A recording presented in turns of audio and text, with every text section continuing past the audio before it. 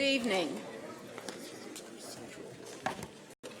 I apologize. The City Council has a workshop before this meeting, and we had a very optimistic thought that we would be able to finish on time, and we did not. So this is about us, and I apologize for your time, but we will go ahead and get our September 23rd council meeting, calling it to order. Thank you for coming and being here as we talk about the important business of this community. And I'm going to go ahead and have the council introduction, starting with Ms. Kelly, our city clerk, and we'll go around the dais. And following them, Mr. Bakari? Yes, I'm sorry. I think that belongs down here. Sorry. Okay, all right. We're going to go ahead and start with Ms. Kelly, and we'll be followed by our invocation. Our invocation is solely intended for those of us at the dais. Obviously, we need it greatly. And so with that, we would have Mr. Councilmember Eggleston will do that invocation for us today. You may choose to follow his lead in any way that you find appropriate, because we know that not everyone follows the same beliefs, and we have diversity in our community around faith and religion. Following the Councilmember Eggleston's thoughts of words or invocation, we would like you to stand for the Pledge of Allegiance to the flag. And so with that, Ms. Kelly. Stephanie Kelly, City Clerk. Matt Newton, District 5. Tarek Bakari, District 6. Jack Phipps, District 4. Good evening, Luana Mayfield, District 3. Dimple Ajmera at large. Good evening. James Mitchell at large. Good evening, Vilaus Mayor. Good evening, Julie Eisel at large and Mayor Pro Tem. Braxton Winston at large. Good evening, Justin Harlow, District 2. Larkin Eggleston, District 1. Marcus Jones, City Manager. Patrick Baker, City Attorney. Thank you. Councilmember Ed Driggs, who represents District 7, would visit his family this weekend. He will join us as soon as his plane lands. It's been a long day already, guys. As soon as his plane lands. Okay, again. Plane lands. There you go. There you go. He'll be here later. Some days. All right, Councilmember Eggleston. Thank you, Madam Mayor. We gather here today as colleagues and friends with attention to a common goal. That goal is the continued service to the citizens of this community through our programs and actions. We understand our responsibilities as committed public servants, and while it is obvious we live and work in challenging times, we seek the patience of each other as we strive to learn and grow, and the stamina to make a difference in our city, state, nation, and the world. Thank you. If we'll stand for the Pledge of Allegiance. I pledge allegiance to the flag of the United States of America and to the republic for which it stands, one nation, under God, indivisible, with liberty and justice for all. Thank you. The first item on our agenda is we hear from our community on any subject. In this case, we have 10 people signed up to speak tonight, and those 10 speakers will have 3 minutes each. And we have a list, and if someone misses their turn, if there is a waiting list, Ms. Kelly will let me know, and that person will come down at the end of the ones that are already signed up. So the first, before we start with the first speaker, is Danielle Prophet here? Yes. All right, I'm going to ask our aviation director to come down and address, because I understand you wanted to talk about the lighting, and so I'm going to have him address us first, and if you'll come down and join at this podium, and Mr. Cagle will be at this side. So, Mr. Cagle? Yes, Brent Cagle, Aviation Director. Thank you, Madam Mayor. So it's my understanding that Ms. Prophet would like to speak about lighting around gates E31 through E38. We are aware of the issue, or we have been made aware that there has been some concern expressed with the lighting around gates E31 through E38. So we will be looking at that. We have already been conducting a lighting analysis at the request of American Airlines and their affiliate airline partners around the C and D concourse, and we'll be adding in those areas around the E concourse. Now, I will say that there was recently a fatality accident on the ramp. That accident is currently under investigation by OSHA, and no findings have been released at this point. That accident occurred near gate E3 on the ramp. Okay. So, Ms. Prophet, I think that what we like to hear from you, and if Mr. Cagle would like to add anything after you speak, we would do so. Please. Okay. I actually have 3 items, and the lighting is not just the only issue. Okay. Good evening. My name is Danielle Prophet. I'm the Vice President for CWA Local 3645 in Charlotte. CWA Local 3645 represents 1,700 agents who work for Piedmont Airlines, a subsidiary of American Airlines. We operate as American Eagle. I'm here this evening because I and my coworkers would like to discuss important issues. Last month, we lost our beloved coworker Kendrick due to a freak tug accident at night. The agents have for some time complained about the tarmac lighting on the E concourse, especially around gates E30 through 38. We would like to request that the city do a lighting sample to determine if we could get more lighting. It's so bad around those gates that the agents call it Death Valley. We don't know if lighting contributed to Kendra's death or not, but we want to be proactive in our own safety when working on E concourse because we feel it's an accident waiting to happen. I also want to address the heating and air temperatures of the jet bridges on the E concourse that we were told that the city maintains. This summer, the agents and passengers have been forced to stand in these bridges with temperatures ranging from 101 to 114 degrees while waiting for bags. We filed multiple safety reports with our company, and now we are coming to the city, who maintains the jet bridges, for help with this. In May of this year, the city of Charlotte also opened a new $11 million baggage transfer area. Somewhere in the design, someone left off air circulation measures. This building is extremely hot. We have approximately 8 to 10 fans trying to cool a 54,000 square foot building. Since the building's opening, we've had multiple agents have to get treated for heat exhaustion and dehydration due to working in that building. We can't add more fans because there are not enough outlets, and we can't use an extension cord due to the OSHA standard. We need the city to rewire that building to allow for more air options. Last and most importantly, we would like to know who is on the citation review board. We have multiple agents cited for a variety of offenses, and we only are told to appeal the citation via an email address, and we have to do it in 3 days. The city airport website lists multiple boards, and Brent Cagle is the aviation director. Does Mr. Cagle appoint people to this board or the appeals committee?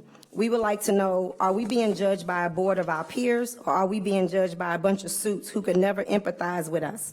Suspending our badges and in some cases permanently revoking our badges, which ultimately affects our livelihoods. I stand before you requesting help, not only for Piedmont and American mainline agents CWA represents, but for all the employees who work at the Charlotte Douglas International Airport, who on many occasions feel like we are being bullied by a city we pay taxes to in a system that's not designed to give us our fair due process. Thank you very much, Ms. Prophet. I think sometimes it's very hard for us to determine what's the city's responsibility as the owner, and American Airline and Piedmont and American Eagle, what their responsibilities are. And I know how difficult it is. If I can't figure it out, and we talk about this all the time, I can only imagine how it is at the airport when you're an employee to know what's what. Thank you. I certainly think this is something that we ought to take up with the airlines, and I hope that they're watching tonight or seeing you speak about these issues. Mr. Cagle, do you have anything that we need to address? I will say that to Ms. Prophet, we are always willing to talk. Many of the issues that you brought up tonight, we are already working through, and we want to be transparent and provide you information as we work through those. But a couple you have not, and so we will take those back and be working through the issues and be communicating with the airlines, but we're also willing to talk directly to you and to your fellow coworkers as we go through working through those issues. Thank you. Thank you very much, Ms. Prophet. Thank you. The next speaker is The next speaker is Krista Early. Ms. Early?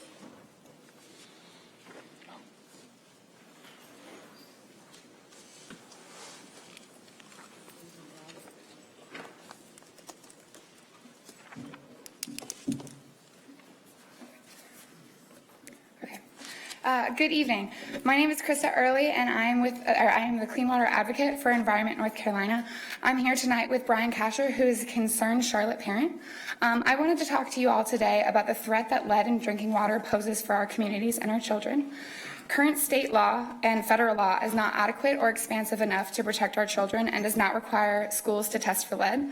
The state should be doing everything it can to limit childhood exposure to lead, and that begins with identifying sources of exposure at schools. Luckily, there are solutions that can be pursued to eliminate the risks we are exposing our children to. The common sense solution is to get the lead out of schools' water delivery systems. Today, Environment North Carolina is releasing our free Back to School Get the Lead Out toolkit, which serves as a resource to help parents, teachers, and administrators get the lead out of their schools' drinking water. With the lack of accurate information on lead contamination in schools throughout the state, this Back to School Get the Lead Out toolkit gives parents, educators, and caretakers information about the problems, solutions, and ways to take action, as well as resources for more information. We know that lead is a huge problem, and we know that we need to get the lead out. Children deserve to live and grow in a supportive environment where they are not subjected to toxic lead levels that can alter the course of their lives. Our Get the Lead Out toolkit is available today in hopes to help advocate for better regulations against lead in drinking water. The toolkit can actually be found on our website, environmentnorthcarolina.org. And then Brian Kasher. I'm sorry. Since you are the speaker, you have to speak, and thank you for understanding. It's totally fine. We just wanted to point out that federal exposure goals for lead in drinking water are lower than exposure levels for cyanide. The goal for cyanide in drinking water is 200 parts per billion, and for lead, it's 0. This is actually found in the Federal Register. Lead is a hazard that too many public officials incorrectly deem not that bad. So we really just wanted to explain this problem to you guys and bring this to everybody's attention, as well as the toolkit that is free and it's available on our website, environmentnorthcarolina.org. Thank you for educating us and making sure that people know that the toolkit is available. I want you to know that Charlotte Water actively engages and encourages testing. Thank you so much. And they do that very, very well. And I would hope that you continue to advocate, look at our school systems, and we want to be the kind of city where we have protection for our children, especially lead in the water. So thank you. Thank you. All right, our next speaker is Jaharia Lara, Ms. Lara. And then following will be Justin, all right, help me, Julie, Velasquez, excuse me. So if you want to come down, Ms. Velasquez, to this podium, that would be great. All right. Ms. Lara, thank you. Hi, my name is Jahira Lara, and I also work out at Piedmont Airlines at the Charlotte International Airport. And my issue is the smoking outside of the baggage claim area between D all the way down to the turnstile where we have to clock in. Every morning, I don't know if there's anybody out there that's regulating all those non-smokers, all the smokers that are smoking in a non-smoking area. Every time we get off the bus, there's people just sitting out there smoking. There's a clear sign that says no smoking, but there's nobody out there telling them not to smoke there. And that's an everyday issue, morning and in the afternoons. I'm with you on that. I'm not out there, but anytime you have to walk out of a bus and to smoke, I can understand. My understanding is that in November, they're going to do a soft launch of a ban on all tobacco products at the airport. So look forward to that occurring. Do you have anything that I should add? If I said the wrong date, Mr. Cagle will correct me, I'm sure. And I don't know what soft means, but Madam Mayor, I would never correct you. Yeah, right, right. But I would add additional information. So it is currently not illegal to use tobacco products at the airport. There are regulations regarding how close to the doors. However, in November, we will be in addition to City of Charlotte employees being prohibited from using tobacco products, all of our tenants' employees will be prohibited from using tobacco products in and around the terminal. And what we find is the vast majority of users of our smoking areas are employees of our tenants. They're airline employees or they're employees of HMS Host. So not for the passengers, but for the tenants, which will greatly reduce the number of people using tobacco products. The soft launch is in November. We are working with County Health to make cessation programs available. And it will coincide with November because that's the Great American Smokeout. All right, thank you. I think the question is, tell me why we can't just ban smoking altogether. That is regulated by the county, and the county, when they passed their ordinance 3 or 4 years ago banning tobacco product use on public property, the airport was exempted. So because of that, it's not illegal to use tobacco products. But through airport rules and regulations, we can outlaw, I suppose, maybe that's not the right word. We can ban using tobacco products for our tenants through airport rules and regulations, and that's what we plan to do. Okay. I think that might be open for a further discussion, but we're going to try, and we're going to have a soft opening in November. So thank you very much for bringing it to our attention. All right. Is Austin Velasquez here? Okay. Bobby Kirkpatrick. Bobby Kirkpatrick. Vincent Starr. Oh, Bobby Kirkpatrick.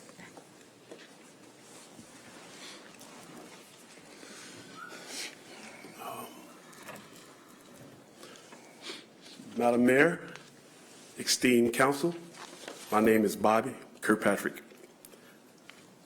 I'm an employee at Sky Chef, a shop steward in our kitchen.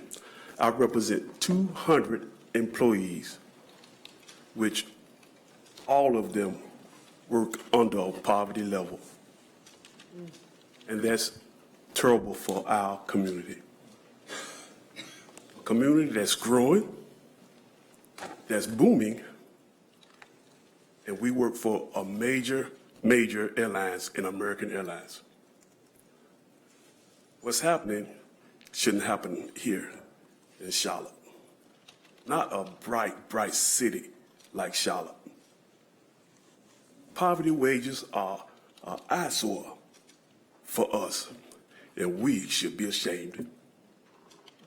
We should, because we have the means to fight poverty. There should be a livable wage for all people in the airport. Because the people who don't have a livable wage, we have to go to get food stamps, which is a burden on this county, on this city. We have to fight for subsidies. We got to go ask for subsidies, which is another burden on this county. It shouldn't happen here in America. It shouldn't happen here in North Carolina. And it definitely shouldn't happen here in Charlotte. Because other cities are looking at how we do things, because we're a bright light. Everybody wants to move to Charlotte. But when you see what's happening to our less fortunate, it's an eyesore. Actually, it's immoral. When a company that has billions, like Sky Chef, and billions, like American Airlines, and they don't want you to have the same thing that they have, we should have a fair wage, a livable wage.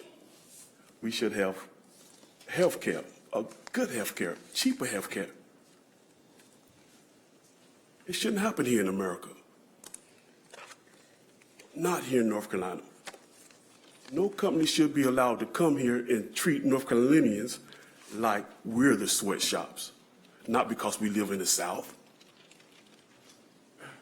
We need comers, but we should make sure when we do have comers that they give North Carolinians a livable wage. Thank you, Mr. Kirkpatrick. I think you're...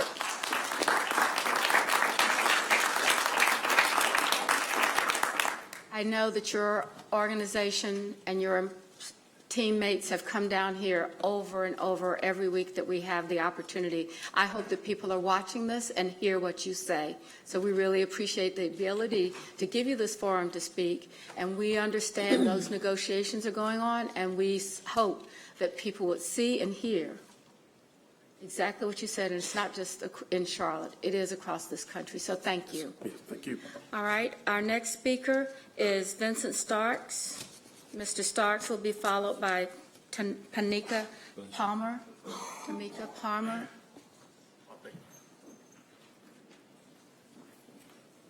Mr. Starks, thank you. Hello. Hello. All right. Let's see. I just want to say thanks to the council members, everybody, the camera crew, police officers, everybody here spending their time getting their important things done. So let me just give you a little backstory. So my name is Vincent. I came in to discuss my process with the Charlotte Mecklenburg Housing Project, a nonprofit organization whose mission is to help low and moderate income families in the city of Charlotte, Mecklenburg County. I've been under contract with them since February of 2019 for a new home. But before I discuss that, let me just give you all my backstory real quick. So I'm 24 years old. I'm from Richmond, Virginia. I went to school in Newport News, Virginia, got my degree in economics, then moved to Charlotte because, like the gentleman just said, it is a growing city.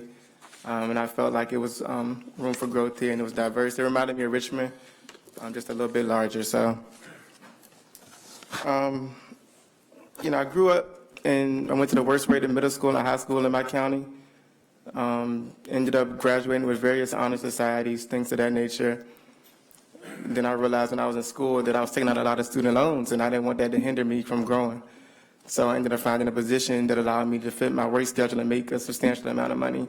So I ended up being able to stop taking out student loans and have a savings. And what I did with that savings, what my plan was to get a home, because as we all know, that's an easy avenue to wealth through equity, through what you can do with that equity and everything like that. So when I moved here, I got a position as an analyst. And as soon as I got that, I went on MLS to try to find me a home that was affordable. Of course, I wasn't making a lot of money, but I wanted to give me something small. So I found a house through Charlotte Mecklenburg Housing Project. And, it was requirements and income requirements and things like that.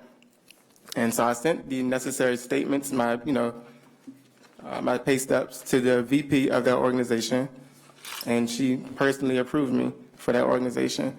And so it just came to a shock when in September, not even, I guess it is September, well, when she wanted to terminate the contract for the home. And throughout this time, since February, I've been, of course, speaking with the builder. I chose the exterior, interior, cabinetry, everything of that nature. So any reasonable person would say, okay, I'm good to go. So I asked her, well, what did I break in the contract, or what's going on in the contract to allow you to terminate, the sales agreement?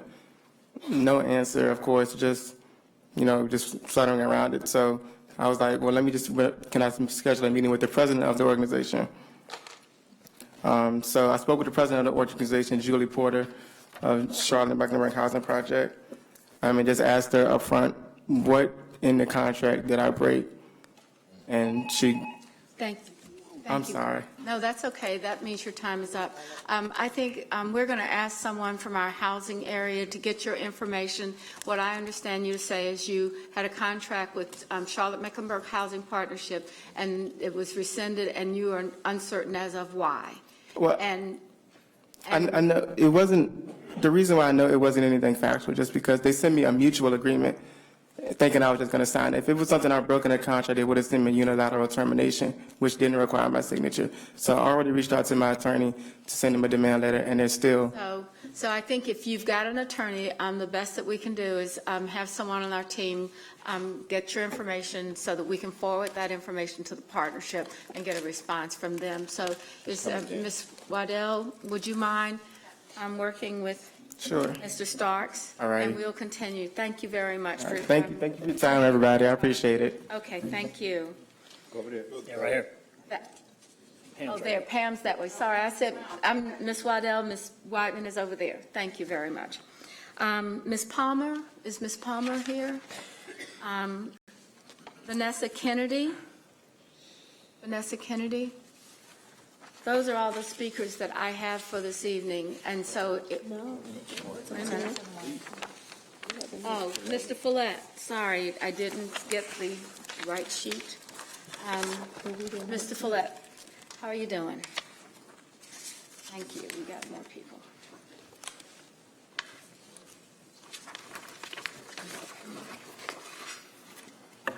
Mayor Lyles, members of council, Mr. Jones, Mr. Baker.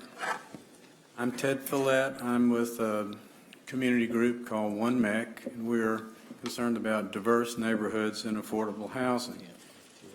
I'm here to just say that we have been following the code enforcement and amendment process. We're fine with all the amendments to the code. I think they'll be very constructive.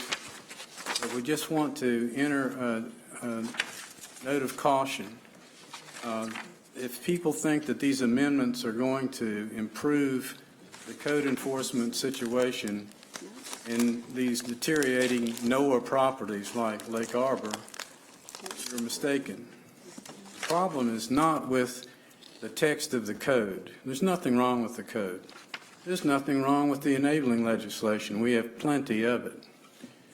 The problem is we're not exercising the remedies that already exist in the code. In section 11-38C, there are two very powerful remedies that the city is not using in these circumstances, particularly the power to sue the owners and get an order to make them comply with your administrative order.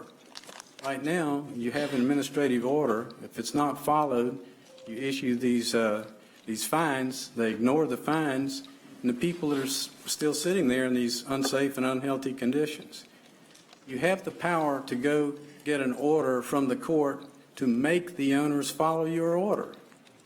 Your alternative, which can be done by act of this council, is to pass an ordinance to do an in-rem remedy by getting a contractor to come in and do the repairs so that people aren't continuing to live in unsafe and unhealthy conditions. You could recoup your costs by putting a lien on the property.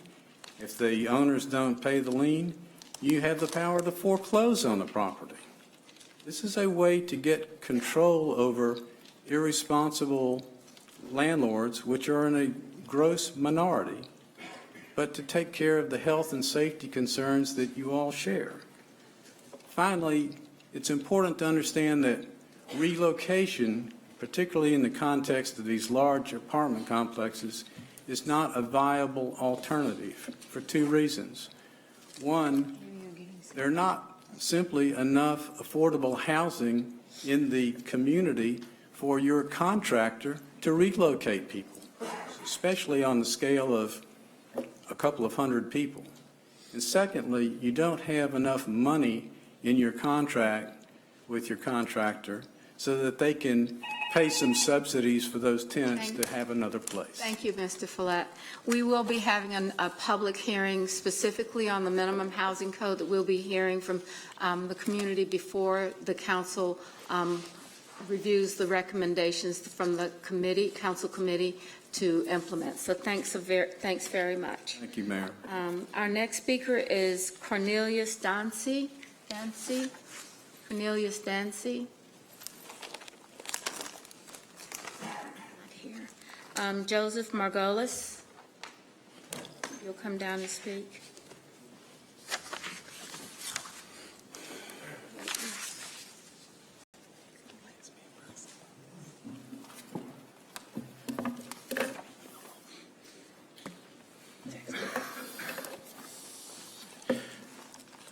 Good evening.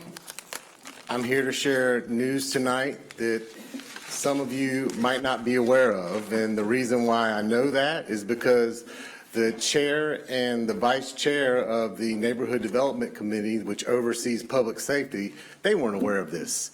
Just so you know, you may have heard from about this by now, but I've discovered over the weekend from a Washington Post story, this story right here, there's an interactive map on there, and apparently the Charlotte-Mecklenburg Police Department has entered into an agreement which will broadly expand their surveillance capabilities, and it's with a private company, Amazon, the Ring doorbell system, to have a sharing agreement. Now, I feel like I would like my city council to know that, especially considering the terms under which this current body, under which they were elected. But there may be some reasons why you did not know based on reporting. And I'm just going to share some points from this Electronic Frontier Freedom Foundation article where they compiled some reporting to make some of their analysis. So the way Amazon has done this in other cities, according to reporting, is that they reached out, for example, to Chula Vista in California, and they engaged in a multi-month marketing campaign to convince the city to implement this partnership. And one of the things that they did is they played on the fears of rising property crime to make this pitch. So it's all a marketing technique, and so that's kind of how they did this. And so maybe you're like, well, why is this a big deal? With the Ring agreements, users have to opt in. That's what they say. But there's some other things that are going on in other cities. In other cities, city money, and these are questions I think I would like you to address to the CMPD. City money is subsidizing the cost of Amazon products in other cities, offsetting the cost by $50 to $100 per unit in some cities. I'd like to know if the Charlotte-Mecklenburg Police Department has gone into business with Amazon under your noses. That would be useful for you to know, I think. Mr. Bakari, I think, and other people, I would think I imagine you would agree with me that the city shouldn't be in the business of choosing winners and losers in this. Insufficient transparency about the partnerships. So there's a reason why the reporting is showing there's a reason why you don't know, or the Charlotte Observer didn't know, any of these other outlets did not know about this, and it's because Amazon has been controlling the messaging.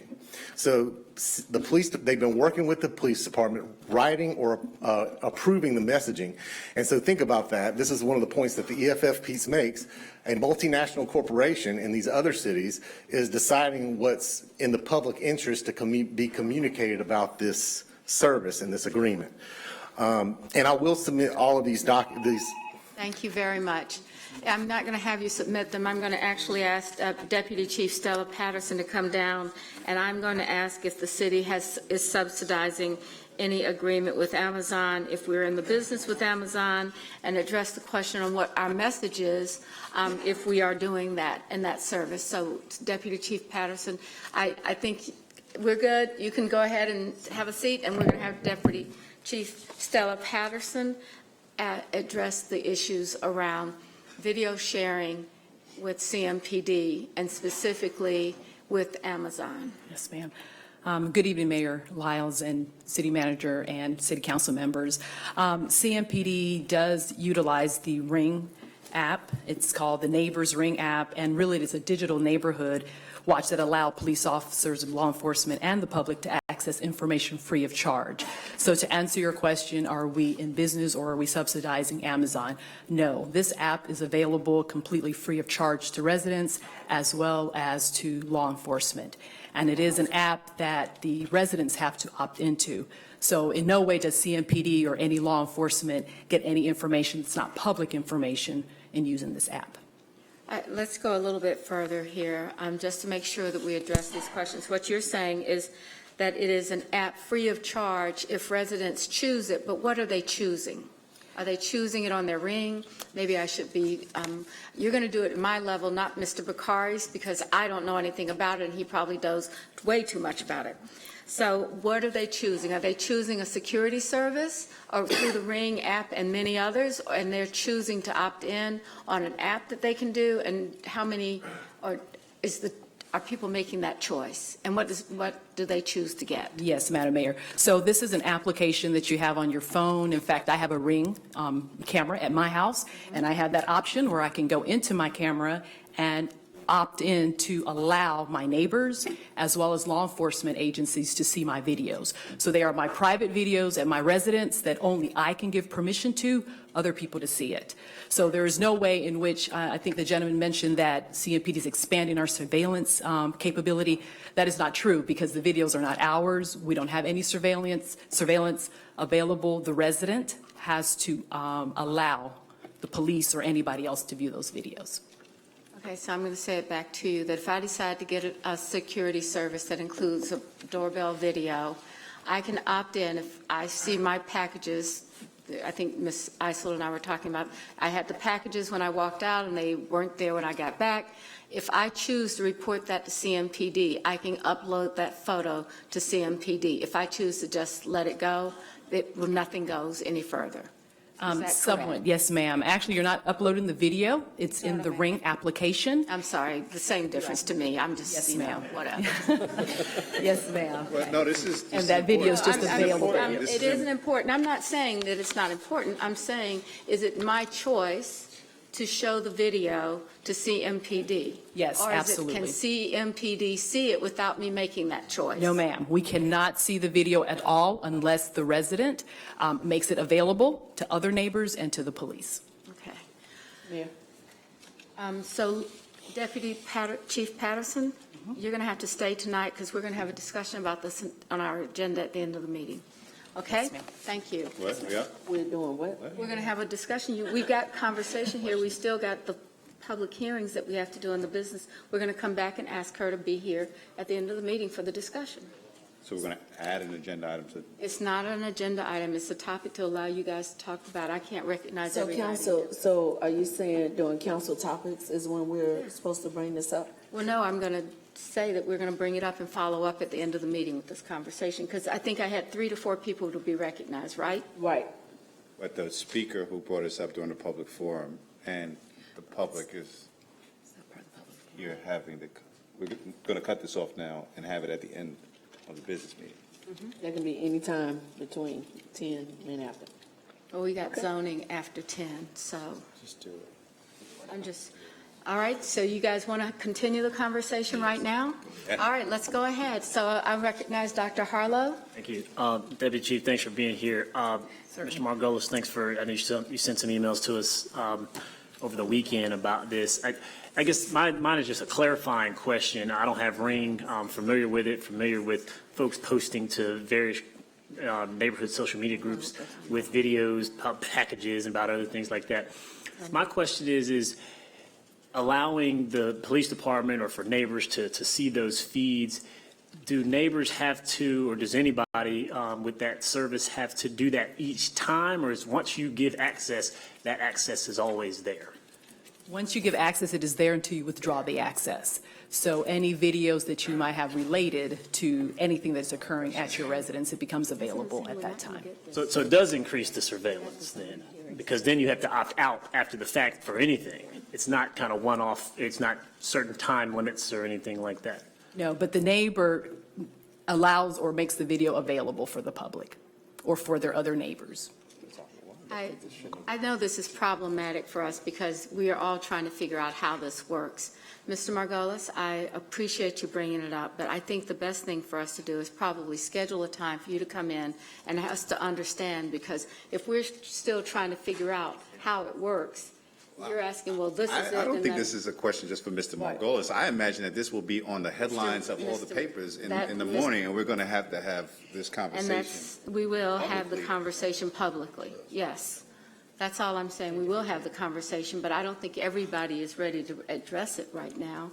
And I just want to make sure that we get the questions out and that we schedule a time that we can do it with education and not just kind of guess at it. This will be perfect for a work session at our next meeting earlier in the day. Would you mind coming back, Mr. Margolis?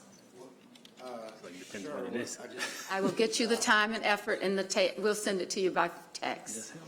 Okay. And, does the rest of the body have the email I sent? Because if not, I don't have it, so, I'll just forward it again to everybody. okay, that'd be great. Mr. Jones, we'll schedule this at a work session. Okay, thank you very much. We'll do that. Okay. So that is the end of our public speakers. Do we have anyone else, Ms. Kelly? That's the end of our speakers list for today. The next item on our agenda are the consent agenda items that we have going forward. So on the consent agenda items, could I have a motion for adoption of items 28 through 106 with the following exceptions?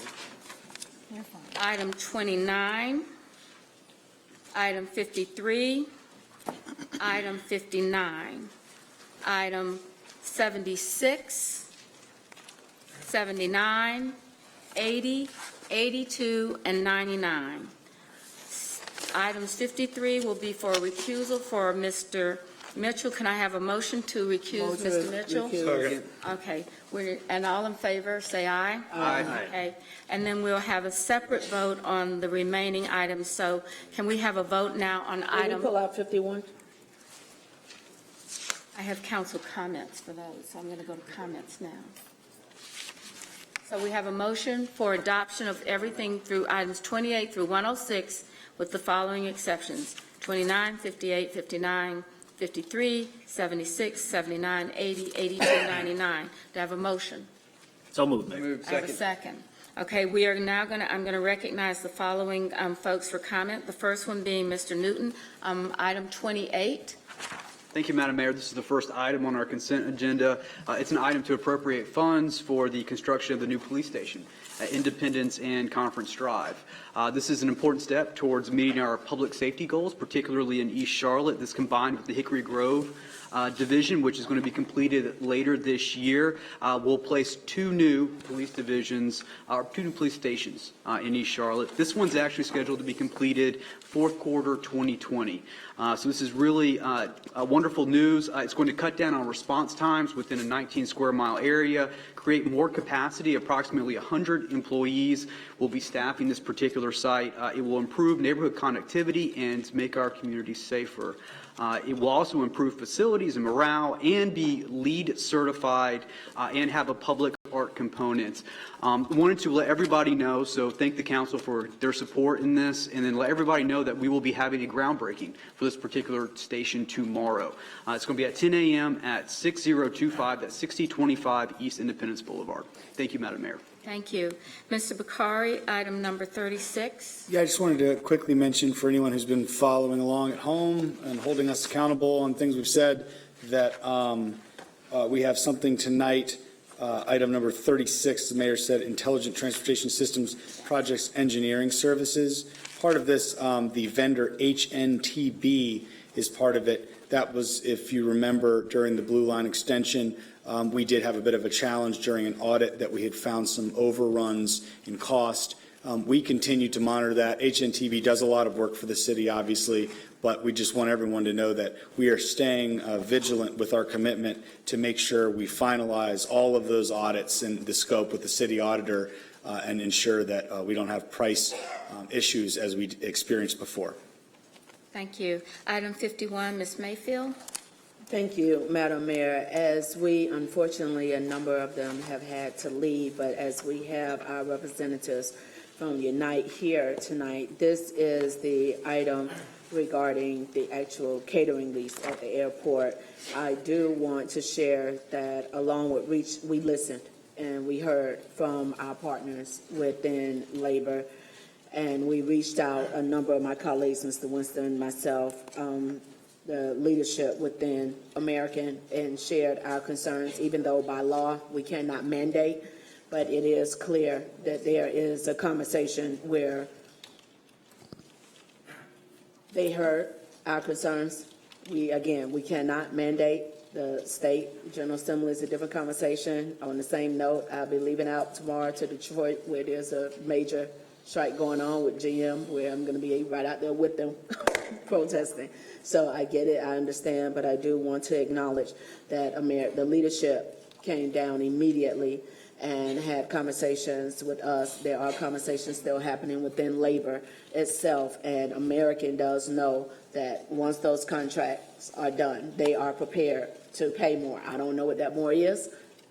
We're going to let the labor leaders figure that part out, but I do want to make sure that you all know that we hear you, we heard you, and we're continuing the conversations from our end. Strongly suggestion, I will share what I personally shared is if your workers cannot afford to live in the city, then you will not have workers. So you figure out what to do with that. Thank you, ma'am. Thank you. Mr. Winston? I just wanted to echo Ms. Mayfield's comments. I just wanted to thank Unite Here, the workers at Charlotte Douglas Airports and American Airlines and my colleagues. I think, within the week, really the next day, we were getting calls from representatives from management, upper management of American Airlines, and they flew folks down here and they had conversations with us. We all understand that, this is part of a national negotiation, and we're not trying to have a seat at that table. But there is an opportunity to triangulate here, to find out how government, how business, and how workers can work together to find common ground and find mutually beneficial means to move forward, to work business models, to build cities, and to support families. So this is by no means a place to stop. I have heard the same thing, that American Airlines does understand that the cost of labor at Charlotte Douglas Airport might go up in terms of dealing with Unite workers. We're just going to have to stay on it, and I thank you for all parties, again, American Airlines, Workers Unite, and my colleagues here, for your willingness to think outside of the box and change the status quo about how we deal as a landlord with our tenants and the folks that work for them. Ms. Ajmira? Thank you, Madam Mayor. I also want to echo my colleagues' comments about the conversations we have had with American Airlines.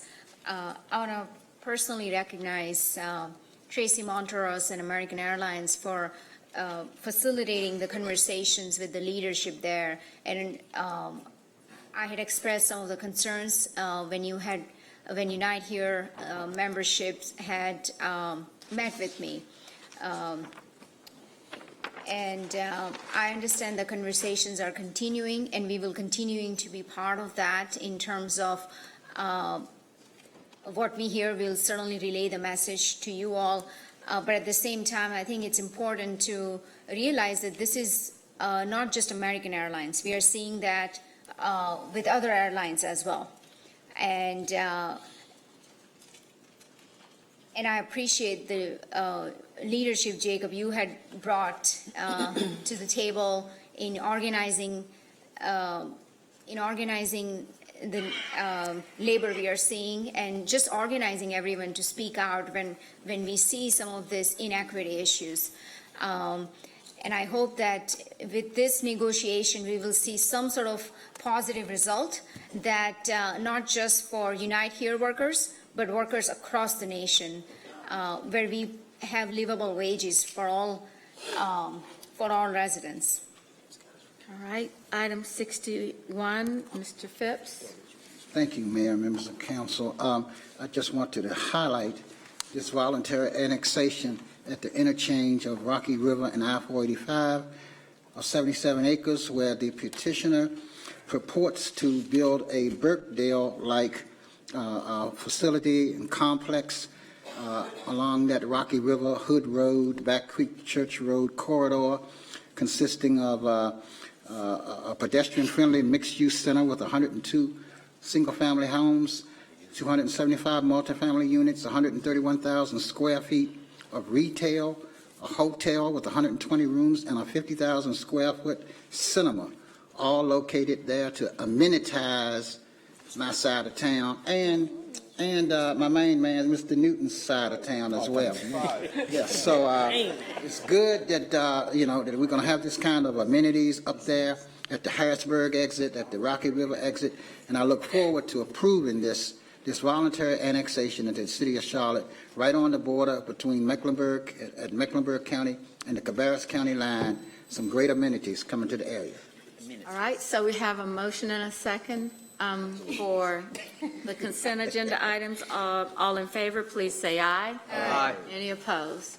Now we have some separate votes for the city council. The first one being agenda item 29, which is police firearm ammunition, to approve unit price contracts for the purchase of ammunition for 3 years to Dana Safety and Lawman's Distribution, and authorizing the manager to renew the contracts for up to 2 one-year terms for police firearm ammunition.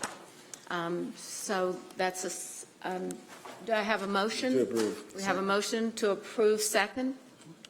Do I have a second? Second. Second. Any discussion? Yes. Yes, Mr. Winston. Simply imagine if we had a kind of mindset where we thought about public safety without spending $1 million on bullets. Okay. Any other discussion? All in favor of the motion, please say aye. Aye. Any opposed? Opposed. We have 2 opposed, Ms. Mayfield and Mr. Winston. The next item that we have for a separate vote is item 58. And item 58 is for Midlands Commons Apartment Bond Issuance Approval to adopt a resolution granting the Charlotte Housing Authority's request to issue multifamily housing revenue bonds in an amount not to exceed $3.2 million to finance the acquisition and the rehab of Midlands Commons Apartments. So with that, do I have a motion for approval? Move to approve. We have a second? Second. Okay, discussion? Discussion. Ms. Mayfield? Thank you, Madam Mayor. So Midland Commons, we've been having a challenge with for a number of years regarding residents having, they're not being evicted. What's happening, our leases are not being renewed. So what we're being asked for tonight is, this is about $34,000 of investment per door. The question that I had was, one, what's the acquisition amount for this property? Because this, what we're requesting today is the bond issuance, but this property last sold for $1,342,000 back in 2002. We've had a number of challenges within the actual complex regarding quality of life and housing.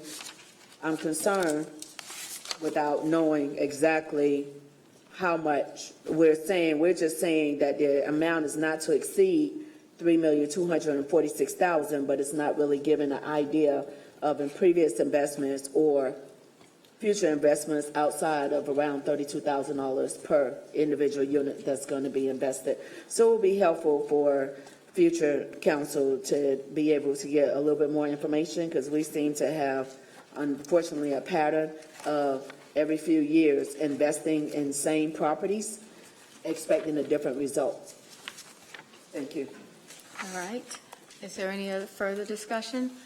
So all in favor of the motion, please say aye. Aye. Any opposed? Opposed. Ms. Mayfield is opposed. The next item is item 59, which is Heritage Park Apartments Bond Issuance. Adopt a resolution granting the Housing Authority request to issue multifamily revenue bonds in the amount not to exceed $13 million to finance the acquisition and rehab of Heritage Park Apartments. Do I have a motion to approve? Move to approve. Do I have a second? Second. Now discussion. Discussion. Same conversation. 2011, Charlotte Housing Authority requested $6.3 million in bonds for this exact same location under a different management name. In 2014, another $650,000 was allocated from our Community Development Block Grant, while the Bayon, different company name, Foundation, has earned around $1 million in developer fees in the 2014-2015 year cycle alone. We have had major health concerns out at this property. There have been reports in the local paper regarding this property.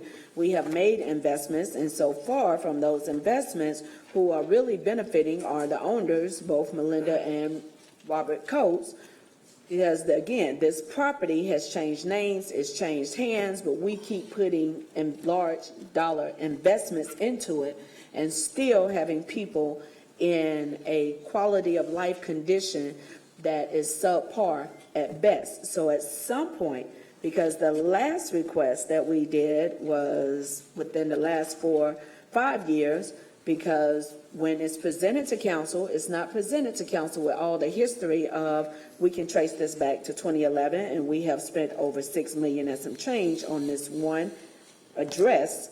At some point, we should be asking some very different questions opposed to just moving forward and looking at a bond issuance, especially if we're talking about this one is not to exceed over 13 million. I understand, and hopefully the community understands we're a pass-through, but at some point, council needs to be responsible to know this pass-through dollars, where are those dollars going to ensure we're actually addressing the needs that we claim are our priority in community and not just making certain individuals wealthy while the residents are still suffering, because during these same 4 or 5 year period, rents have consistently gone up.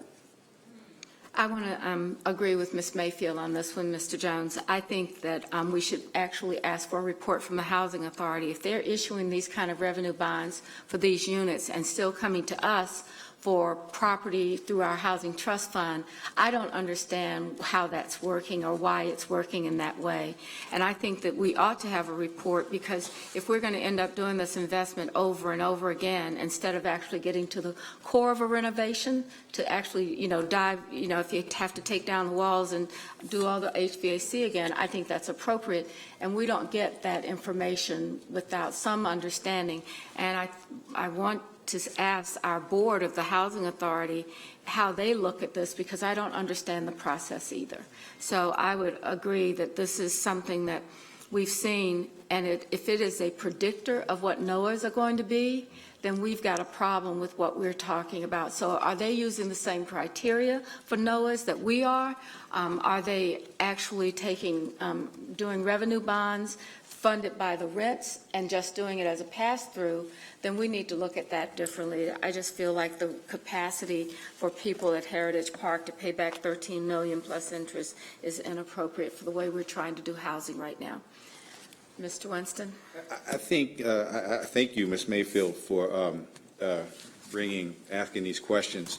I think this sort of tangentially relates to the discussion that we're having around minimum housing code in terms of how do we create relationships with property owners that create some type of standard and create some type of framework that allows us to assess when we are dealing with folks that are good actors within our community.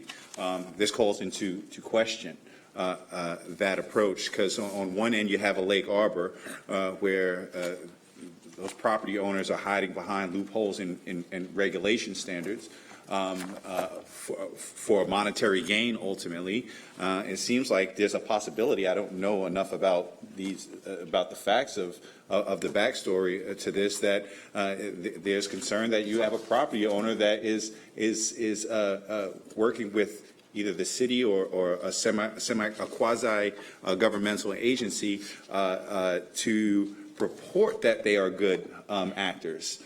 So I think we need to really take a look at this as it relates to our NOAA framework on both ends of this, and there has to be some type of standards that are drawn up that really do guide council and staff to make better decisions. All right. So a motion's been made. All in favor, say aye. Aye. Aye. Aye. Any opposed? Nay.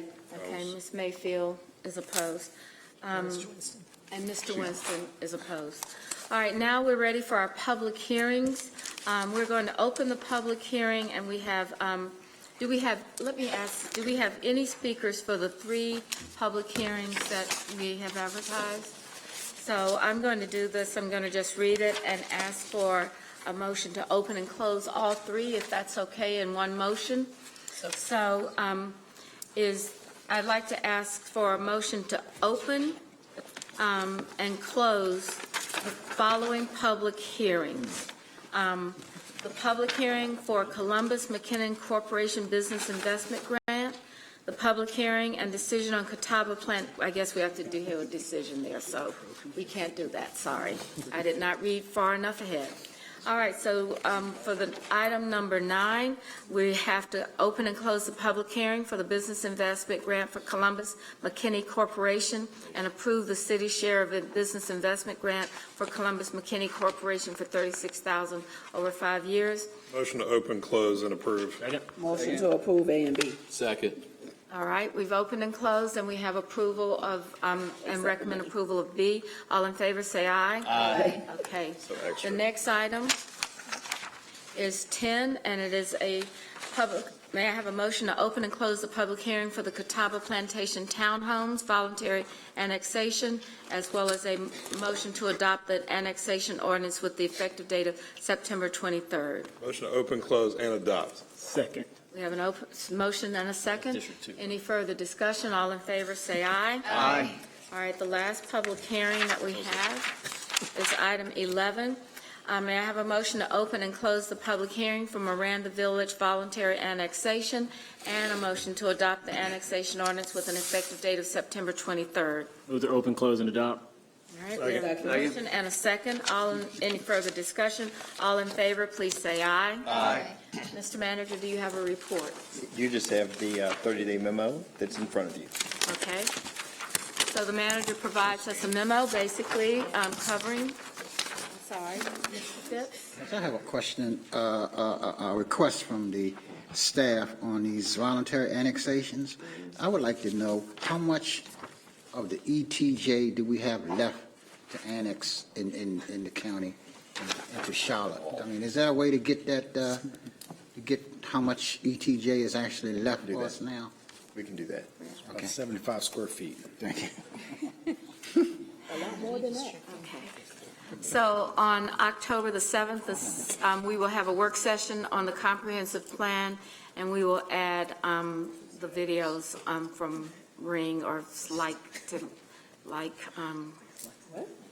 operations, Amazon thing. And then we will also have a wastewater update of Vision Zero, business investment grant policy, and committee dates as we see those. Okay.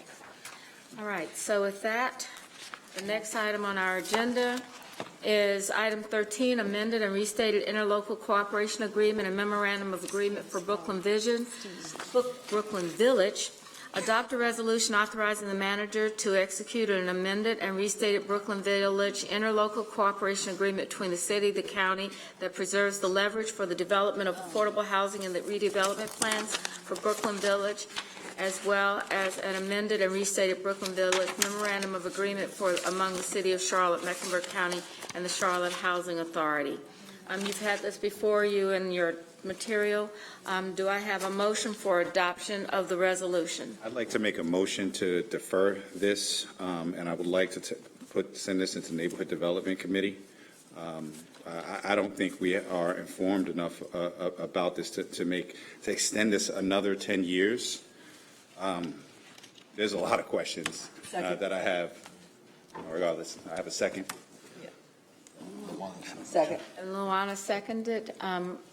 First, Sorry, I didn't have I would like to have the city attorney address what the impact of the deferral would mean and how long it would take for us to get back. Is there any deadline, if you'll give us any information, that would be a consequence of a deferral? Oh, do I see? I see Ms. White. He's wanting to pay on city manager. I'm just, So I was consequences of a going to speak deferral. from a legal perspective, where you are with the interlocal agreement. Right now, as I understand it, you have the ability to bring that park back if it's not, if the project hasn't moved forward, and that right to do that expires at the end of this year. I think that was assuming, because this was done a while ago, that you wouldn't be having this conversation right now. The county has passed the same interlocal that's in front of you now. They have a new partner on board, and they're moving forward with this. And this interlocal extends that right to pull the property back, the park back, another 10 years to allow the development to go forward as has been that's been put out there. But to be clear, this is not actually your project, it's just your parcel that's involved in the project. Well, I think even after the attorney spoke, I think we have to have even more discussions, because I talked to several county commissioners today, and they were unaware of this on our agenda today, and they were unaware of this 10-year potential delay. I think a lot has changed since 2007. So we need much more discussion and contemplation about this. I watched that meeting when they discussed this, and I'm just telling you what the county I know, but I commissioners don't I know which talked to county today. commissioners, were they not at the meeting? Or they just didn't participate? I can't speak for them. I can only speak for what they told me. Was it a majority of the commissioners that said that? No. Somebody else was absent. Okay, so let me just say, you've heard the consequences of a delay. I heard you explain what it was. I'd just like to really know the consequences of it. Ultimately, your ability to bring the park back would expire if you haven't exercised that right at the end of this year. Okay, so we have an end-of-the-year deadline. Okay, so I saw Mr. Eggleston and Mayor Pro Tem. Thank you, Madam Mayor. I am curious about the 10-year extension, but I do wonder, and again, maybe if there's not an immediate impact to the delay, then, what's another 2-3 weeks? The agreement goes to the end of the calendar year, and maybe we can have more time to unpack this. But the way this was originally explained to me was this was more of kind of a technicality. I mean, this was something that was part of a deal we made, and I'll say generally, if not always, in favor of following through with commitments that we make. This has come up before. And I think that I'd like to make sure that if we were to revisit this, we can't always go back and say, well, this isn't the deal that we'd make if we got to make the deal today. That's not how agreements work. So I'd like to know if this is more of just kind of I don't want this to be something that brands the city as people who attempt to renegotiate things after they've made an agreement. Okay, so Mayor Pro Tem. Because we got what we were expected out of this deal. Mr. Eggleston wasn't finished. What we expected out of this deal materialized in the time frame it was supposed to. So I do think it would be helpful to have more information on this. Okay. Mayor Pro Tem? Well, I support that as well. I don't want this to be our problem, that this falls on us as to whether this deal goes through or not. This is the county's deal, and I don't understand why they need 10 years, and maybe they do, but that's not our problem. We need a better explanation as to why all of a sudden something that expires next month is being extended for 10 years. This isn't our deal. So if we can get more information on this, that's great. If the county says we're still working on it, that's their negotiation. It's not ours. So I support the deferral for till next month, just so we can get more information as to why we're being asked for this. This shouldn't be our decision as to whether or not this deal gets restructured or pulled back. What's happening? That's the question. What's happening? We don't know. Exactly. We can't approve it. Second on deferral. Does somebody in staff have the ability to tell us? I think if we can, I'm going to go ahead. I think the staff we can ask the question of the staff, but right now I have Ms. Mayfield, and then we'll go to Mr. Phipps. Ms. Mayfield? Oh, okay. So the reason I supported the deferral is because this was a conversation that started in 2007. We have had a lot of changes in Charlotte, specifically in Uptown, since 2007. So the land that we were responsible for Marshall Park, the original agreement goes until December 2019. If this was not developed, this original agreement was saying that the city has first right of refusal to reclaim the park, which we have lost a lot of community space in Uptown. Also, when we entered in this agreement, there was a different conversation regarding true diversity and housing stock. one of the proposals, the county has, some members of the county commission has a challenge with the development. I'm not interested in the development piece. What I'm interested in is that council has an opportunity to receive more information on a deal that was signed and sealed by a 2006, 2007 council. This new council should have the ability to review all the information and recognize, is this still the best use of government land when we have so few parcels that we own, especially in Uptown? Is this the best use of that parcel today based on this contract? Because there are not many times that you're going to have the ability to review a contract. That is why I support, and I hope, and respect the fact that my colleagues just get some more information and ask the question. Yeah. Okay, Mr. Phipps? Yeah, I thought that it was my impression that the city has been working closely with the county and the Charlotte Housing Authority in revising this particular contract and has been privy to the county's efforts to secure a developer for the proposed Brooklyn site. This is part of a land swap that we did back in 2007 that gave us the BB&T ballpark. So I'm trying to understand, you know, in as much as we have worked with them last year, we knew the status of the development, that the development probably wouldn't occur before this deadline. I don't see, I mean, I don't know, even if we get additional information for us to try to pull, it seems like if we try to pull the rug from under the county at this late stage, I don't see how that's fulfilling our end of the contract. So I don't know how we could go back and try to claim the land where we have already said that we would work with them to get the affordable housing on the project. They've got the developer in place. So I don't know what other information we really would want, and I would hope that that staff would be able to give us some clarity on this issue. I think he's asking the staff to give him some clarity on what happened with the land at the ballpark and the land for the park here in this agreement. So if we can do that. Ms. Wyman, I think you're going to.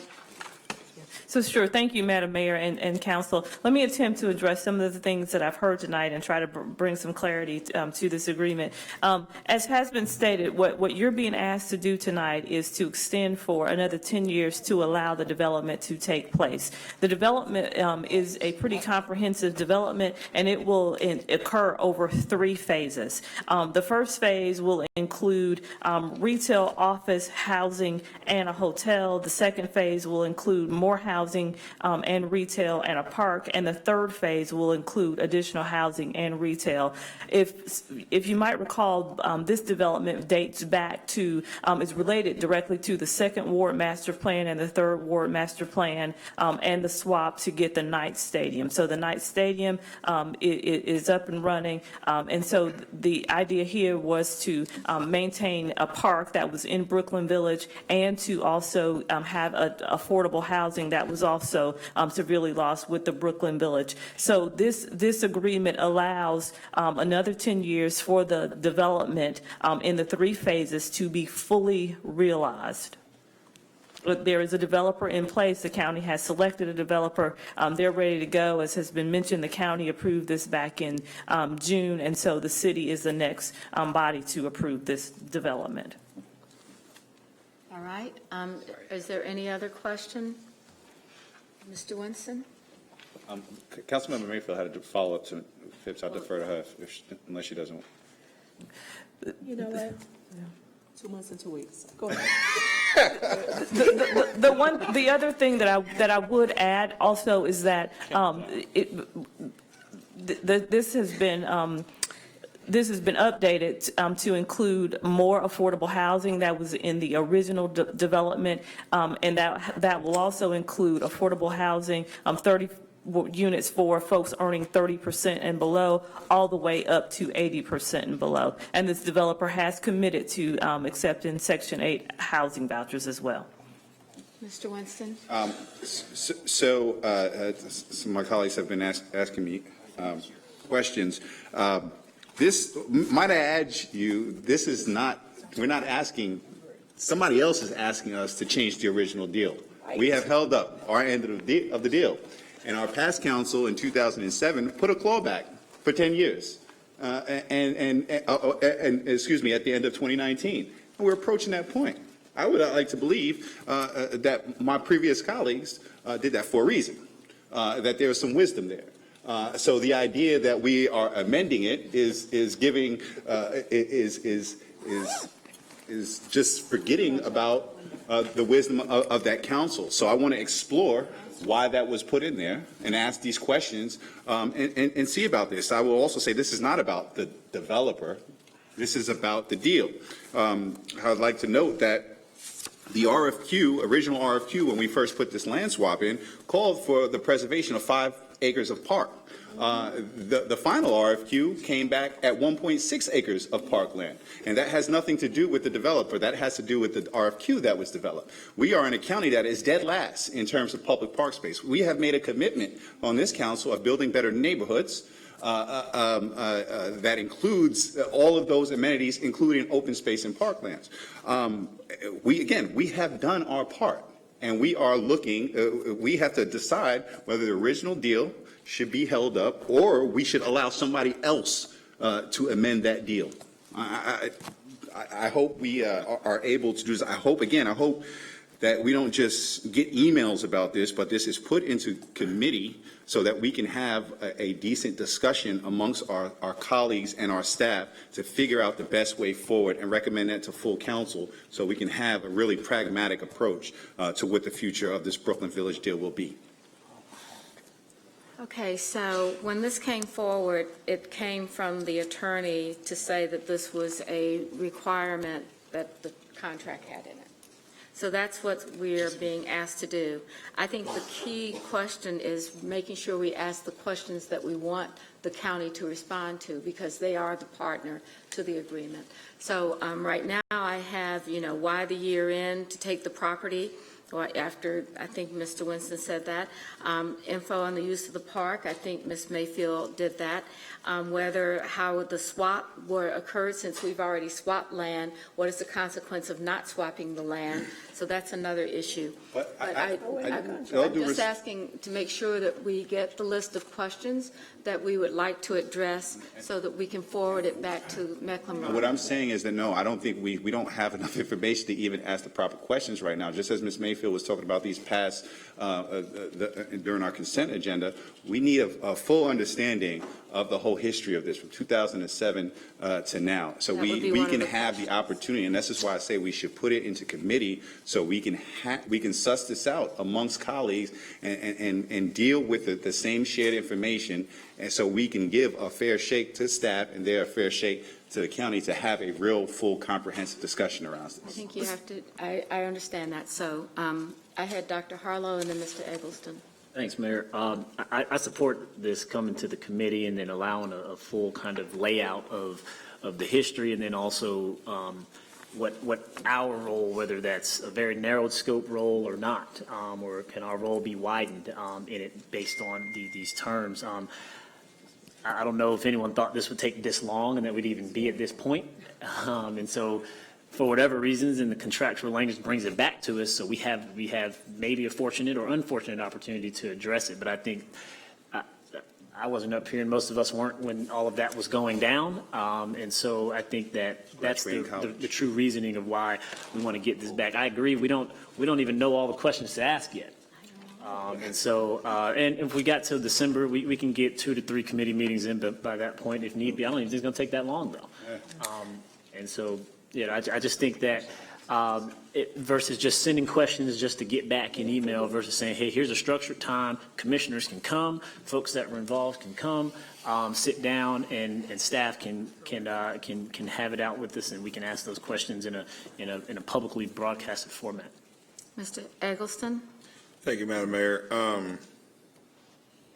There does seem to be consensus that it's completely appropriate for people to want to get more information on this. I hope we will vote to defer it, but I'll just restate that I'm not arguing whether or not, in the thing that we're all reading here, we can claw this property back. I'm arguing whether or not we should. And I think that just because you can do something doesn't mean you should do something. And as one of the two people charged with intergovernmental relations, I don't think this is a great way to continue to strengthen our relations between the city and the county. And I can feel certain that if the tables were turned and for whatever reason we had something that took longer than we expected and the county said, well, we can take it back, I don't know that we'd feel like that was really trying to have a two-way street type of relationship in good faith between the city and the county, and I think we'd be pretty frustrated by it. So I would like to continue. I'm fine with the deferral, but I don't think that. That's one more point. That's fine. All right. Mr. Winston? I'd just like to put out there that that initially we, the city council and the city government, were responsible for the urban renewal that destroyed the original Brooklyn Village. So this is a continuation of the legacy of the systemic practices of this city council, of this body, to destroy black communities and create and spread the inequities. So this is our responsibility. This should be our burden, and we should take special interest in this project because we created this mess in the first place. All right. Is there any comment? I just think that if we're going to do something, we're going to have to talk to the county and tell them what we want to do and tell them the questions that we have. And then that's what the next step is, because I think this is coming because of this agreement and a part that they have fulfilled their obligation on. So I don't know, Mr. Baker, what's the next step? I know that this was something that they thought would be fairly routine, and so now it's not. I think they did. Based on what I've heard, certainly, I understand the questions that you all have. One thing that I'd like to know is, I know where the clawback is in the contract, but I don't know what the potential impact would be of that Neither clawback. do we. That's why So that's information that I would certainly bring back to you, because it's my understanding, I mean, the development that the county and the developer are going to do is going to happen whether our parcel is a part of it or not. That's my understanding, at least. But I mean, I've heard from the attorney's perspective what you're going to need to hear, in terms of information, and I'm happy to do that and bring that to you. And Madam Mayor, if I would just add that Mr. Baker is correct. I talked with the county today, one of their representatives. The development will move forward. It would just be a decision of whether or not to have Marshall Park a part of the development, and whether or not the amount of affordable housing, if any, that would be included in it. So the development is moving forward. So I want to just be very clear and transparent about that. Okay. I had asked the manager, how big is Marshall Park? I'm really not sure that I would be able to describe how many acres it is and what we did before, but I think you hear that there's an agreement that we should take this back, let the attorney contact the county, tell them what the questions were and the sentiment around the table, or as best to be described, and get a reaction from them, because they may say, okay, that's fine, keep the park, and we'll move on. There are other options that are besides us diving into the project, because the project is theirs, and so we have to figure out where that is. They may just say, okay, but if they say that's not okay, where do we need to meet and what intersection does that take place in? I'll start that conversation first thing in the morning. Okay, thank you very much. We have a motion. Oh, I'm sorry, Ms. Ajmer has a question for you, Mr. Baker. Yes, Mr. Baker, in the contract, does it have a timeline for this development? It had an original timeline.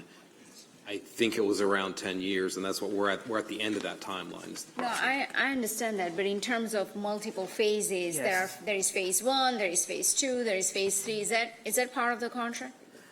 So I don't know, Mrs. Ajmer, if that is a part of the contract, but what I do know, again, in speaking with the county representative today, is that the total development will occur in 3 phases, and the total timeline is a 12-year development phase. And that's what the county looked at in June and approved. Am I understanding that correctly? That's The correct. June meeting was approved, the county approved that. That's correct. And one of the questions about what's happened since then, remember, there was a recession that occurred between 2008, 2010. There were some changes at the county. There was an RFQ let. the county went through an exhaustive process to select the developer that they have in place today. So, I understand there was a land swap and we got the parcel for BB&T, but the vision for this swap, was it to incorporate some affordable housing? Yes, affordable housing, yes, ma'am, was always envisioned to be included in this development.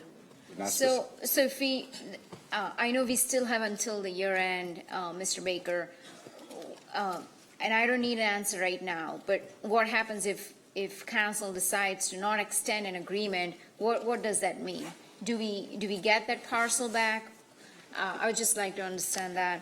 An overall timeline for this new proposed extension would also help. So you've got I've that. got the question, and if I'll- you can and I'll- send something to us, that Yes. would be very helpful before deciding the next step. So we have a motion for deferral of this item, item 13. All in favor, say aye. Aye. Any opposed? Referral to, so I had a clarifying I'm question. sorry, that's right. moment Mr. ago, Newton so did raise his hand. I The motion- apologize, The Mr. motion, as Newton. I understood it, was that it would be deferred back to committee, and that was acquiesced to by the committee chair. So are we saying that the city attorney will be reporting back to the committee? Because I think that's what I understood the motion to be and what was seconded. That was my motion. To be discussed. Just until able He to can discuss and make send- the development. We can send it, you have to get a willing partner first. What? A willing partner. If the county says we don't want you to do anything, we're just gonna take it and move on. What I'm asking is, because I That's believe the the motion question, that was to we're have the gonna do that. informational session inside committee, right? Yes, I agree with that. Okay, I'm gotcha. just saying, willing partner to do that with you. You're saying two different things. I'm saying, does the county want us to amend the agreement or just That's leave it not with us? what the motion So or the amendment was. The amendment was strictly that I second, was strictly about city council's role and city council having this go back to our committee. This motion has nothing to do with what the county is doing. It is our I request. misunderstood. I am sorry. I Our really did request misunderstand. is to extend, so what was motion Okay. was, can the committee get more information on the background on this? And that's where the county part would come up in that conversation, not the motion conversation that we're having tonight. Just want to be clear. Okay. And you'll be coming back to the committee? Yes. Okay, gotcha. We'll come back to the entire council with the information Eventually. from the dais. The motion is sending me to the We committee. need a charge for the committee, and we'll try to figure out what that charge might be based upon what the county might want, or in addition to your questions about it. So we'll see. Okay, Mr. Phipps? Yes, so do we have a timeline of when this goes to committee, when it's going to come out of committee? I don't think we have that. We'll have to have a timeline and when the committee meets. We have October 16th. Expedited. Leave. It has to be Leave. before year end. Okay, Yeah, I'll tell you, it's the third Wednesday. It's already scheduled. whenever. Okay. All right, so we have, vote on something? I'm not we're clear. voting on a deferral of item 13 with a referral of the information that we have from this agenda item and from the county to go to committee. That's what the motion is. All right, so that's been made and seconded, That right? has been We need to made, vote I on that believe, and again, be seconded, clear? yes. So all in favor, say aye. Aye. Any opposed? Okay. All right, item 14. That was a big earning. Stayed in Seattle. That was an easy one. What am I doing here? Everyone was waiting here on that. All right, the next item is the convention center. Let's try that one. You know, they never. Yeah. It's going to be a great night. We can't put off Did anybody read this thing on the book?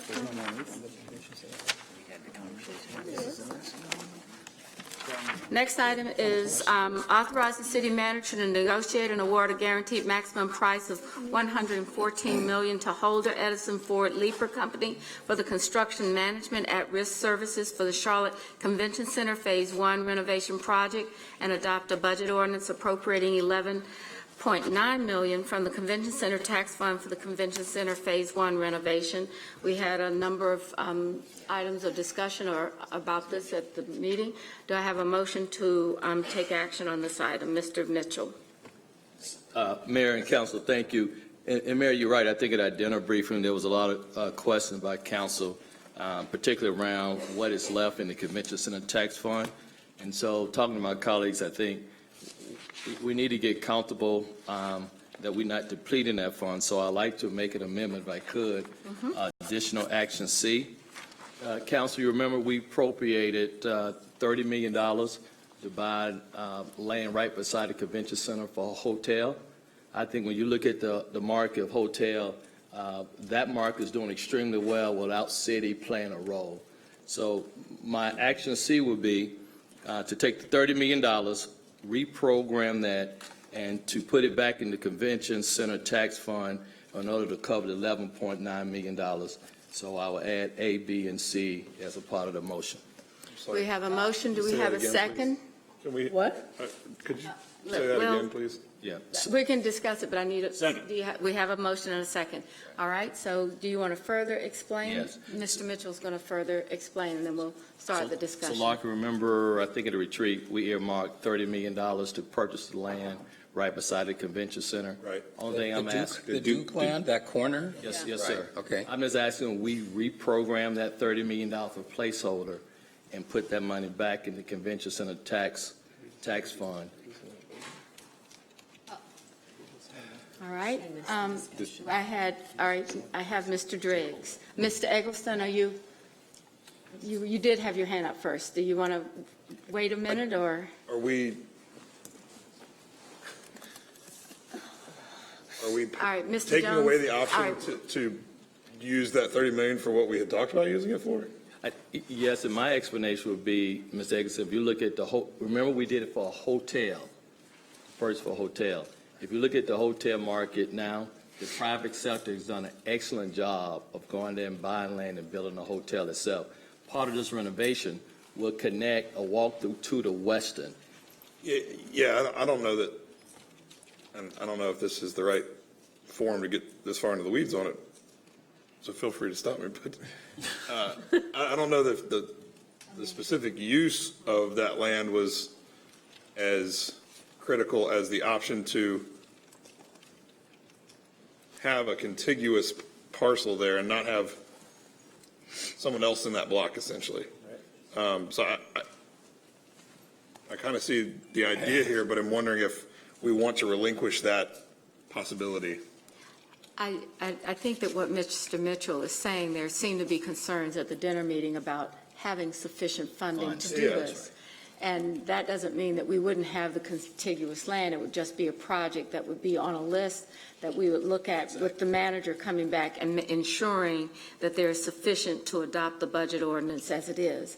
If there were questions about the 11 million, it just means that if we still have a priority for the project, for buying the land for the hotel, which I sympathize with, I empathize with what Mr. Mitchell is saying. I think the private sector is doing fine on hotels. But I think this is assurance saying that the Convention Center project requires that funding, and we will have a report on what's left. But I'm seeing Mr. Jones, who would like to address this. So we're going to get this straight through from the staff on how it works. So thank you, Mayor, members of council. So as we discussed in the action briefing, I'd like to look at this as a phase one and a phase two. And so phase two had a land acquisition that could include the expansion of the convention center or even potentially a hotel. We hadn't landed on one or the other, but it was more or less trying to get control of the land. So if I understand what Councilmember Mitchell is saying, I think I do, is that take the resources that were set aside for or allocated for phase two that isn't here yet. Right. Use that for phase one. But then, as the mayor has said, that doesn't mean that the land acquisition is no longer a priority. Exactly. The attempt to have council feel comfortable that the resources are there for phase two, for the land acquisition, would be the work for the team as opposed to trying to figure out what the resources are for phase one. Right. Okay, is that okay? I missed know out. I'm coming around, and, all right, so Mr. Eggleston, does that address your question? He suggested it. Yes, ma'am, I think so. Okay, Mr. Driggs? I think one of the problems here is that we don't have enough understanding of the funding capacity of CRVA to know whether or not this is something they can absorb or what response. I appreciate the idea that we take the 30 million and we kind of reschedule it, I guess, if that's what we're calling it. But an action like that to be taken on the spur of the moment in response to a different situation strikes me as not being very deliberate. You weren't here for the 2 hours of discussion at dinner. You missed It was- I know, and I had the same conversation. I mean, I still understand what you're saying, but I'm just saying We do not have unless you guys got earlier tonight, the schedule of the capital projects I have and the that. dates, okay? did not. So we should have that, and I asked just for want it. to We point asked out for that it. we should have that. But given that we don't, I'm not sure that we have enough information to reach the conclusion that we need to do this about the $30 million. And I guess I'd be interested to hear from the CRVA. I know there was talk about diverting some funds, capital balance funds on hand that would somehow diminish the impact. So is it appropriate to ask for clarification? I don't want to go back over things that were talked about earlier, but I'm just a little leery of making a decision about that land purchase on short notice in the context of something completely different, rather than having a good budget conversation and deciding that that's something we really have to do. Well, I think that we really hadn't decided on the priority of the land purchase. It was just a designation that the land, it was an opportunity, the land was going to be for sale. I don't think that there was any formal, like, we are going to buy this land, and at least in my recall of the discussion. So, If I could follow up, though, I do remember the conversation, and the idea was that it was strategic. Is there a particularly time-sensitive issue related to that transaction? I mean, if we backpedal now on this funding, is the transaction in jeopardy? And maybe you need to come and answer the question. If we wait on the Talking 11 about the million, land- right? I'm talking about the I 30 think the million. specific question is about whether or not the Duke Energy property is under a time constraint. Mr. Jones? So, Mayor, members of council, with this land, we haven't had a conversation about this land in potentially a year. Right. And so there is nothing that we were prepared to come back to you in this short period of time to make that acquisition. So I just want to make sure we're using the correct terms. There was nothing appropriated. It was a discussion about it, and we were supposed to come back to you with more information.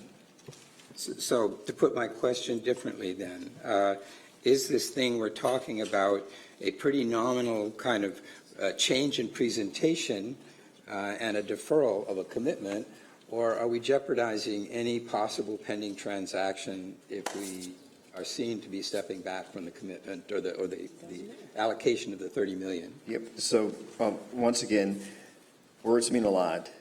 There's no commitment that this council had made as it relates to a potential land acquisition. I follow everything that you're saying. I just wanted to make sure that we're using terms the correct way. There wasn't a presentation or some type of information from the team that said, use this land to build a hotel. But our interests are not compromised in any way by doing what we're talking about doing to the 30 million. Is that a fair statement?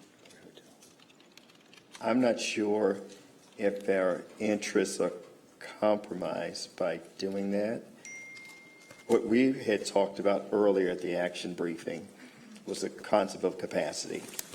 And I believe what Councilmember Mitchell has attempted to do is ensure the body that there is capacity for this additional $11.9 million, and then allow the team to go see what we can do as it relates to phase 2.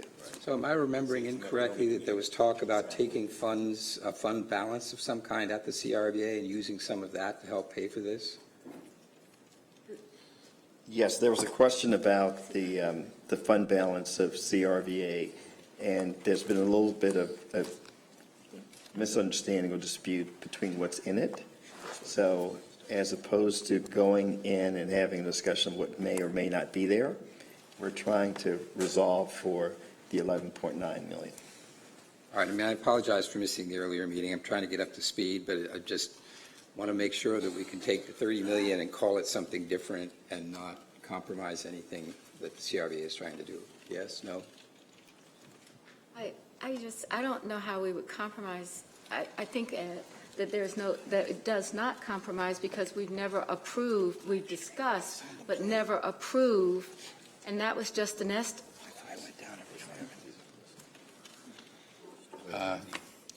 Sorry, I was engaged in an exchange with my colleague. I know, What was the I saw. answer? What I was saying is that I don't think that there was an action, there was a discussion because the land may become available.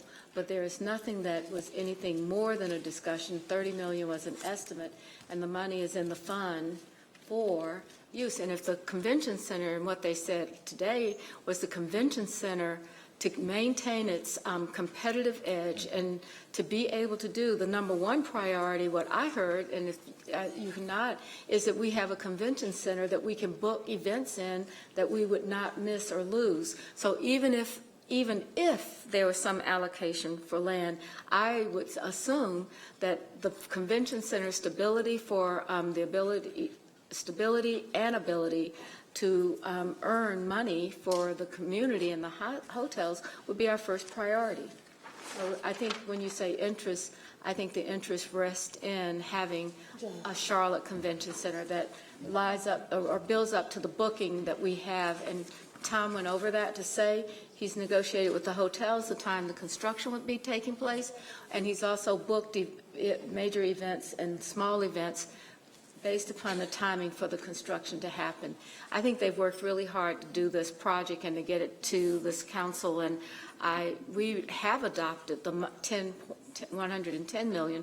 What we're doing is adding the amount necessary because of a number of issues around construction. So that's probably a quick synopsis of it. But I have Mr. Bakari as well, and we'll come back to it. And I have Ms. Ajmer. Ms. Ajmer was first, Mr. Bakari, and then we'll come to you. Okay, so it's me first. Okay, thank you, madam.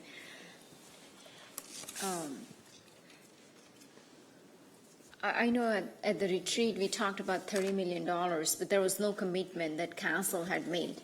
So at that time, I don't remember if we had checked the schedule, that if we had enough balance in this tourism bucket. Because currently the question is that what is the balance in our tourism bucket? Is that not something we can find out? I mean, why does it take so long to find out what's the balance in the tourism bucket? So Mayor, I would like to call the CFO up. And so what we'll do is give you I agree, but at least what is the fund balance in the fund as of, I believe, the last audit was June 30, 2018. So I have a 2019 year-end estimate. You're going to We have have to an speak into estimate. the microphone Okay. if you're Sorry, 2019 year-end estimate. I would just like to remind folks that for the Convention Center Fund, it's comprised of two taxes, both the occupancy tax and the food and beverage tax. And the allowable uses for those is not just the Convention Center, but it's also amateur sports and professional sports with seating of larger than 60,000 seats. When we talk about fund balance, the expected fund balance is about 75 million. The number you're asking about is capacity. We need to figure out what the project list is before we can determine the capacity. So I understand that this is, any future ask that might come in is not factored in. This is just the balance as of right now. Right. So Yeah, I understand. That's what I was asking. I know that's, in order for us to incorporate all the ask, it's going to take some time, but I just wanted to know that there is a balance if you're going to spend the money.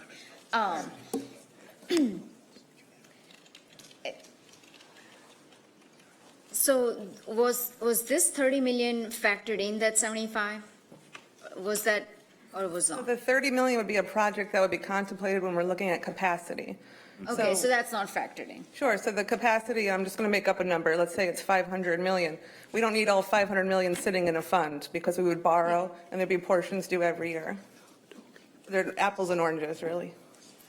Okay, so I without even taking that 30 million out from the land purchase, which we never make commitment to, there is a capacity. So I mean, I just don't see a problem with approving this, because I see CRVA provided this schedule where it talks about 3 important events that will be jeopardized if we don't approve it. So there is a urgency behind this. We got pharmacist convention coming, we got other conventions coming, and those are all scheduled in October 2021. So I think the information that's been provided, I think it's sufficient for me to move forward in terms of approving this. In terms of the capacity, we will know more, but at least we know this needs to be approved with the urgency that's in front of us. All right, Mr. Bakari? Yeah, so firstly, I don't know where to throw this critique, but since you're the city manager, I'll toss it over to you. We've got to come into these meetings on topics like this tighter than this. I mean, we're all vaguely recalling and pulling different parts of meetings that have happened over like 6 months, 8 months. And I think that's can be dangerous if nothing else. So putting that aside, I think Councilman Mitchell's kind of approach was probably the right direction, but maybe I might recommend, rather than hamstring with an added item that says, here's one thing we could do, the broader issue is capacity, of which we've discussed a bit. That's going to take time, and as you've said, it's more than just like how much money's in a bucket. It's about a prioritization exercise and much more. We know that the amount of money is there, and I think the question at the table is there enough information for us to move forward and into those next steps, knowing what's been put ahead of us today and what we will lose if we don't do it today, and then we'll lose more on and on, or do we want to stay and take some more time and go into it? So I think that's the decision. I don't think necessarily trying to solve it from behind the dais in any more detail than that is possible. Thank you. Ms. Mayfield? Thank you, And then we'll Madam vote. Mayor. I have a number of concerns regarding transparency and the fact that we're having these conversations, as was just mentioned, talking about dollars based off of previous history. So let's just look at the facts of what is exactly in front of us.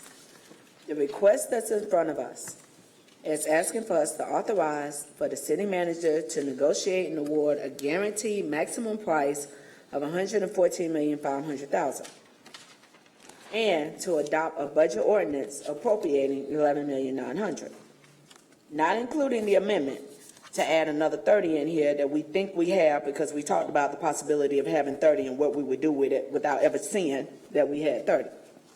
But if we go back and we acknowledge that September 25th, 2017, Council approved the set-aside of $110 million of future debt, went through the process.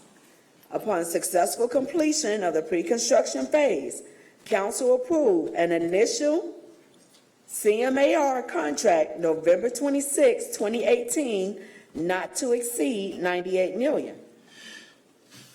After bidding, negotiating with subcontractors and value engineering, Holder Edison Ford Leaper Company has determined the cost of the construction to be $114,500,000, an amount that exceeds the contract value by $16,500,000. City and CRVA will use $4,600,000 of existing funds to pay for construction-related items. Another $11,900,000 is needed in order to increase the existing CMAR contract to the $114,500,000 guaranteed maximum price. So we ask questions at the dinner briefing. We get this little cute breakdown of potential upcoming events, of which we have 28 events on here that it's probably gonna generate in direct spending $35,664,118. But if we go back to the May 31st, 2018, CRVA economic impact of just the CIAA, which was $28.8 million in direct spending, according to their report. And we're now looking at 28 little events that we running around chasing that will give us a little more than 6.8 million over the financial impact that we lost for that one event. I really want you all to look at the numbers and stop playing this, okay, well, we'll just approve it and then figure it out later, without having in front of you a clear breakdown of what has been allocated, what are the expenses